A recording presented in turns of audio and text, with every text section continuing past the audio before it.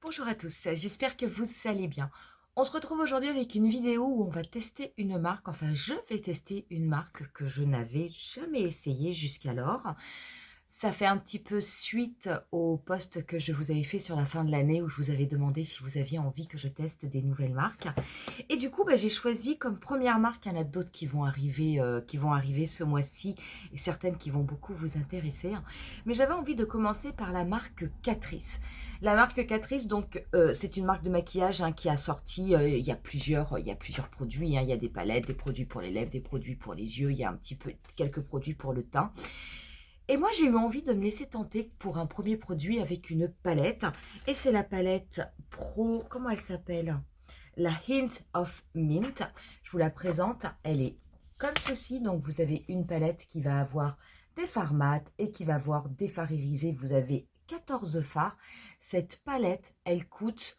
moi, je l'ai payée un peu moins de 13 euros. Je l'ai payée 12,40 €, quelque chose comme ça.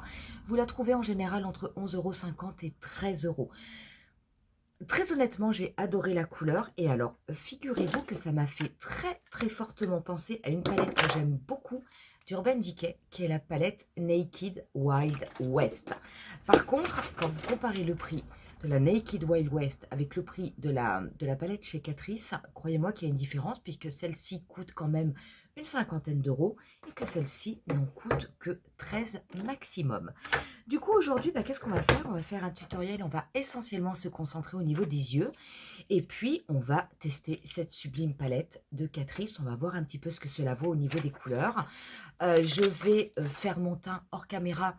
Je ne vais pas utiliser de produits nouveaux. Je vais utiliser les mêmes produits que j'ai utilisés lors de ma dernière vidéo où je vous avais montré comment faire un petit maquillage bonne mine avec un très joli teint quand on n'a pas le temps et qu'on n'est pas inspiré. Donc je vais exactement reprendre les mêmes produits et puis après on va se concentrer sur cette palette. J'espère en tout cas que ça vous plaira et pour ce qui est de ce tutoriel, on commence de suite. Voilà, j'ai fini mon teint. Je voulais, avant de commencer le maquillage des yeux, juste vous montrer quelques teintes que j'ai swatchées directement sur ma main. Je vous mettrai une photo de toute façon de toutes les couleurs de la palette, mais j'avais quand même envie de vous montrer ces fards à effet que je trouve quand même absolument magnifiques. Je vais les mettre sur ma main, vous allez voir l'effet, le rendu. C'est très joli, ce sont vraiment de belles couleurs. C'est vrai que ce sont des couleurs qui me font vraiment penser à l'harmonie de la Naked Wild West. Ça ne me dérange pas. Ça ne me dérange pas que cette palette, très honnêtement, se soit peut-être très fortement inspirée d'Urban Decay, parce qu'après tout, ça permet d'offrir aussi une palette quand même à un prix beaucoup plus raisonnable. Et si la palette est de bonne qualité, très honnêtement, pourquoi pas? Du coup, on va commencer ce maquillage avec... qu'est-ce que je vais prendre comme teinte? Je vais prendre la teinte Velvet. Cette teinte Velvet, je la prélève avec un pinceau 228 de Zoeva. Et je vais déposer cette couleur au niveau de mon pli paupière. Ça va être ma teinte de transition. Je ne vais pas en mettre beaucoup par contre.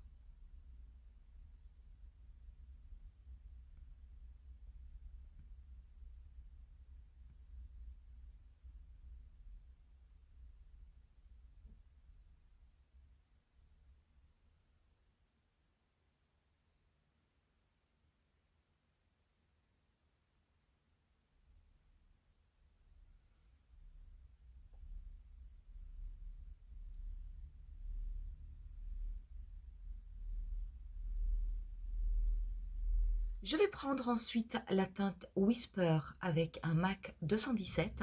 Cette teinte Whisper, elle est légèrement plus intense, un peu plus marronnée, un peu plus orangée, un peu plus ocre.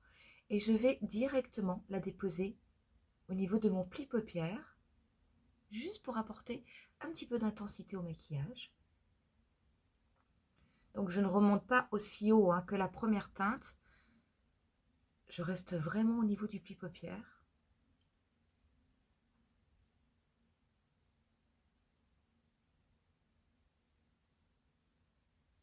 Je garde le même pinceau et je vais prélever la teinte Lagoon, qui est cette teinte vert métallisé, assez intense, très intense même. Cette teinte Lagoon, je vais la déposer au niveau du dernier tiers de ma paupière mobile. Donc on va voir un petit peu la pigmentation. Parce que les premières teintes, il n'y avait vraiment absolument aucun souci. Ça se superpose bien. Donc je dépose cette teinte en la tapotant au niveau du dernier tiers de ma paupière mobile. Et une fois que je l'ai déposée, je vais la dégrader sur place. Et je vais la faire fondre avec les deux autres teintes que j'avais déposées juste avant.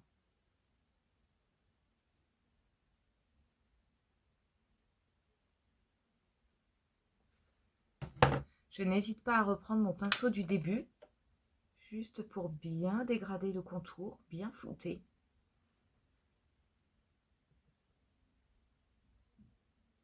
Je prends ensuite un pinceau assez précis, je vais reprélever un tout petit peu de teinte Whisper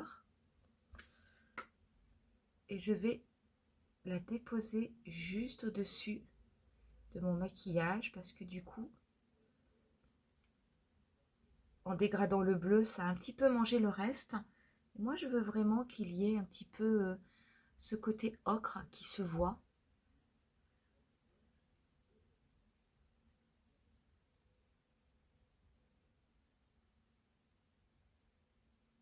Je prends ensuite un pinceau 234 et je vais prélever la teinte Chazy.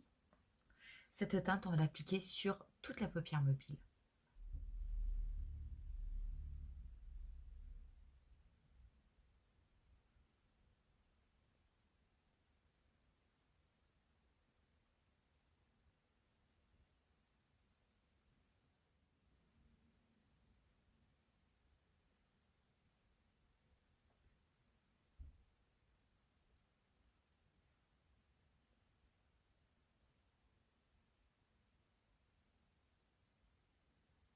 Je vais retourner mon pinceau et je vais prélever la teinte Spectacle, qui est une teinte marbrée. Cette teinte Spectacle, je vais la déposer par-dessus la teinte Chazy, simplement pour apporter un petit peu plus de côté doré et enlever ce côté, on va dire, très rouge, que j'aime bien, mais pas trop. Pour le ras de cils, je vais prendre la teinte Poise ou Poise, je ne sais pas comment ça se prononce. Cette couleur, je vais la dégrader au niveau de mon ras de cils inférieur.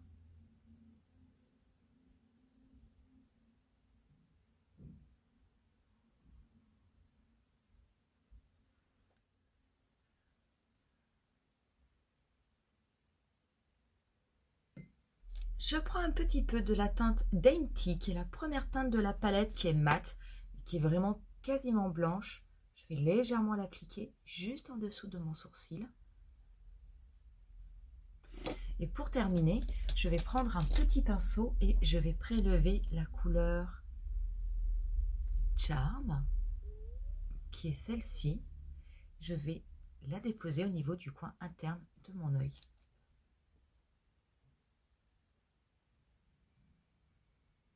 Je vais mettre du mascara hors caméra, je vais mettre le Man Eater de Tarte. Je vais terminer, je pense, mon teint simplement en utilisant la palette Cheek the Mail. Et je reviens juste après pour vous donner mon avis sur la palette. Et voilà pour le résultat final une fois que j'ai appliqué mon blush et un petit peu de rouge à lèvres. Écoutez, très honnêtement, cette palette, je trouve en tout cas que les fards sont d'une très bonne qualité. J'ai juste un tout petit peu de produit qui est tombé au niveau du coin externe avec la teinte Lagoon. Et en fait, je me demande si c'est pas plutôt moi quand j'ai estompé, est-ce que je n'aurais pas donné un petit coup de pinceau en bas? Parce que vraiment, c'était très léger. C'est une très bonne qualité, parce que très honnêtement, il n'y a pas de chute, les couleurs sont belles, les teintes sont assez vibrantes. Qu'est-ce que je pourrais regretter, c'est qu'il n'y ait pas une teinte peut-être qui soit un petit peu plus or, un petit peu plus claire, parce que même la teinte Charms que j'ai mis au niveau de mon coin interne, je trouve qu'elle est un petit peu cuivrée, pas assez dorée. Ça, vraiment, c'est peut-être le seul défaut que je donnerais à cette palette.